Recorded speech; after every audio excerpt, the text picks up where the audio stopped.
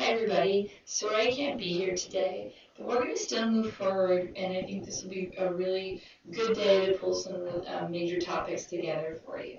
But let's begin with the bell work, and you should already have a sheet that you had to finish, and on the very bottom I said, wait for this, let's do this next class. It's the part on acromegaly.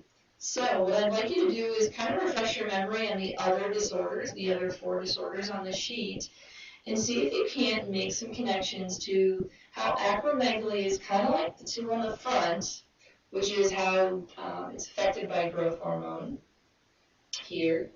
And then look at the 2 on the back and see how it's kind of connected to them and epiphyseal cartilage to finally make your ultimate conclusion, what is going on in this disease. And of course, this page here, the little passage on acromegaly on page 199 will also help you.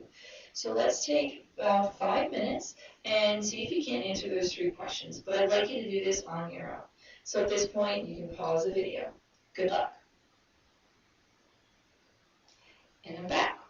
Okay, so acromegaly, what is it? So how is it like the growth hormone? It's like the growth hormone because it's excessive growth hormone, but in this case, it's after puberty, which means, if we go down to this one, that means there's no epiphyseal cartilage. The bone is completely ossified.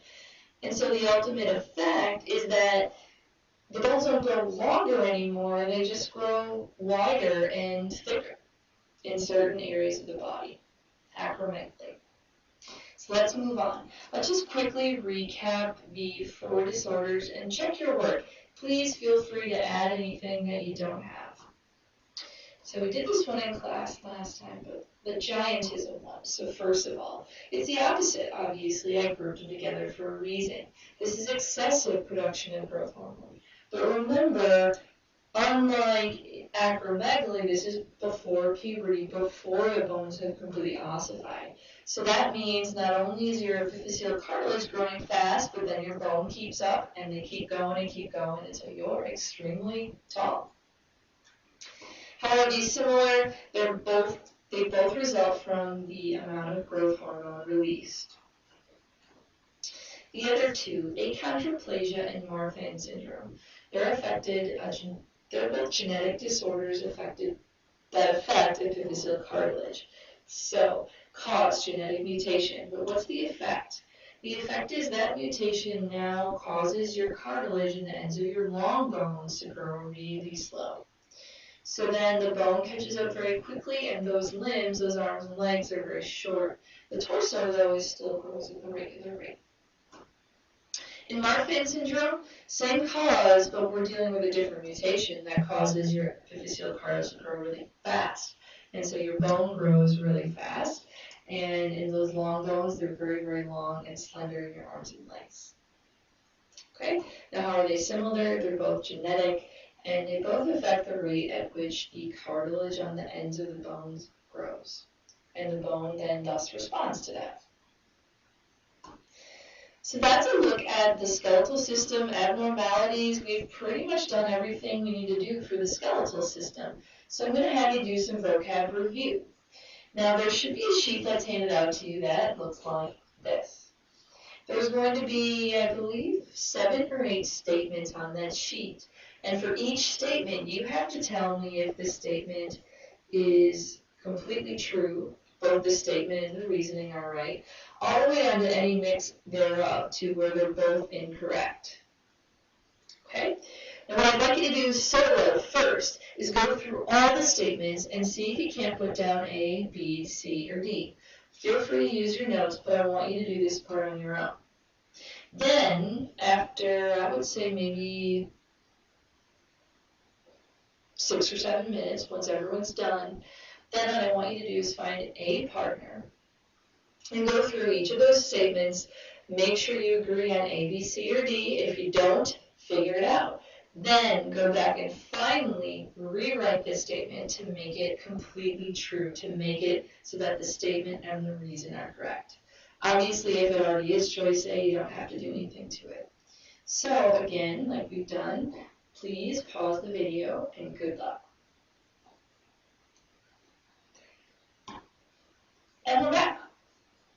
All right, so we are done looking at the learning target of moving and motion of our bodies by looking at bone tissue. So now what we're going to do is start the trek towards muscle tissue. And just like in bone, we look at the osteon and the osteocytes, the microscopic anatomy and physiology. We're really going to focus on the microscopic aspect of muscle contraction. And we'll begin today with the simpler things and work more and more into detail as we go along. So, here's what you guys are going to do. You have a Google Doc that I shared with you, and we're going to use a strategy called writing in the margins.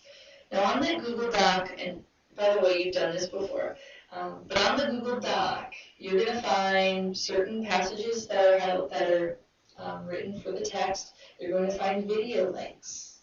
And as you read the text and as you watch the videos, you're going to be writing down different things, but you're going to use different strategies.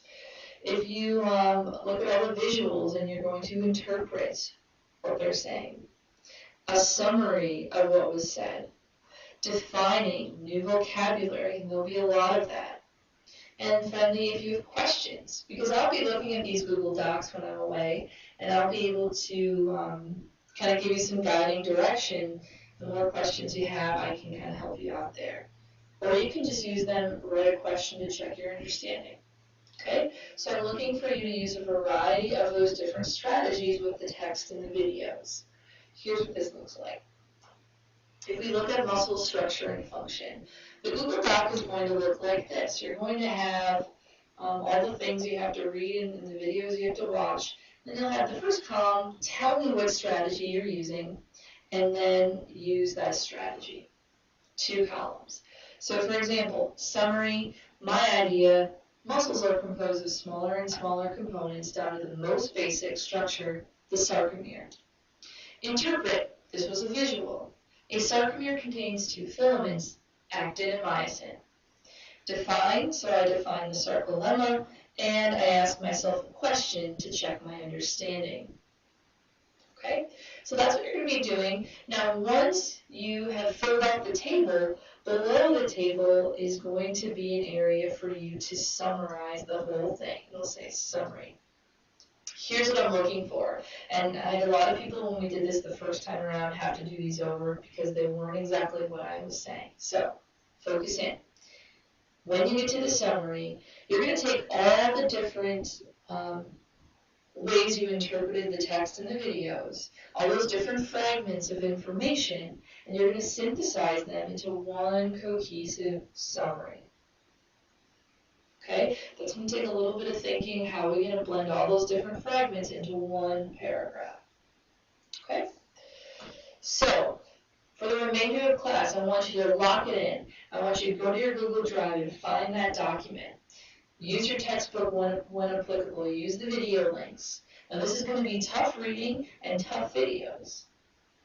But if you focus today and you do a good job and you really sit and process and synthesize that information, it's going to make the rest of the unit go that much easier for you. So find a spot in the room where you can really focus, you can get all your materials there, you can get your headphones and everything set, and work hard today, hunker down, and really, really, really put some time into this and make it something you're proud of. Okay? So good luck.